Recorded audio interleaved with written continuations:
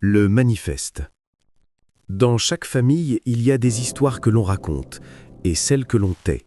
Des règles que tout le monde connaît, mais que personne n'a jamais écrites. Des silences qui en disent plus long que tous les mots. Cette façade, ce récit officiel, c'est ce qu'on appelle le mythe familial. Et aujourd'hui, on va commencer à le déconstruire. Bonjour et bienvenue sur Le Mythe Familial, la chaîne pour ceux qui sentent qu'il y a une autre histoire, cachée juste sous la surface. Dans cette toute première vidéo, on ne va pas seulement définir ce concept, on va surtout vous donner les premières clés pour reconnaître le mythe qui a façonné votre propre vie. Ce que vous allez découvrir risque de vous éclairer, peut-être de vous déranger, mais je vous promets que c'est le premier pas vers la libération.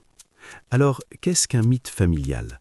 Imaginez-le comme le scénario invisible de votre famille. C'est un ensemble de croyances et de règles qui dictent les rôles de chacun. Chez nous, on est des battants, ou on ne parle jamais d'argent, ou encore le fils aîné doit montrer l'exemple. Ces mythes servent à maintenir un équilibre, une cohésion. Ils répondent à une question essentielle, qui sommes-nous en tant que famille ?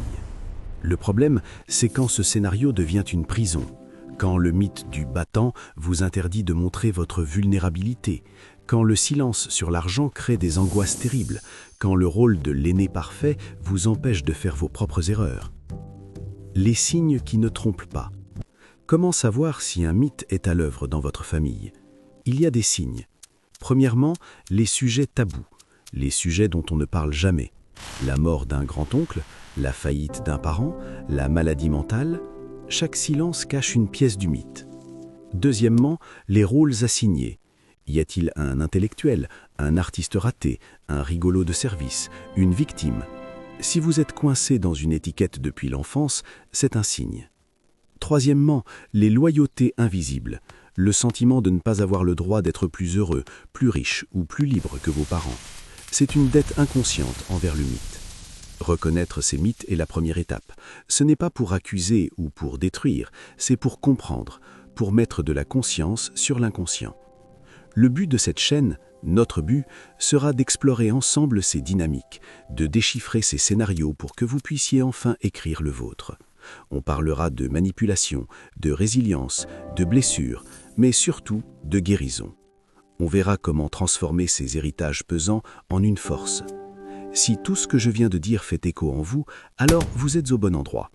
Pour commencer ce voyage, abonnez-vous à la chaîne. C'est le signal le plus fort que vous pouvez envoyer pour dire « Je suis prêt, prête à comprendre ».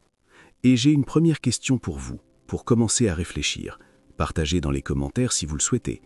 Quelle est la règle non dite la plus évidente que vous ayez identifiée dans votre famille ?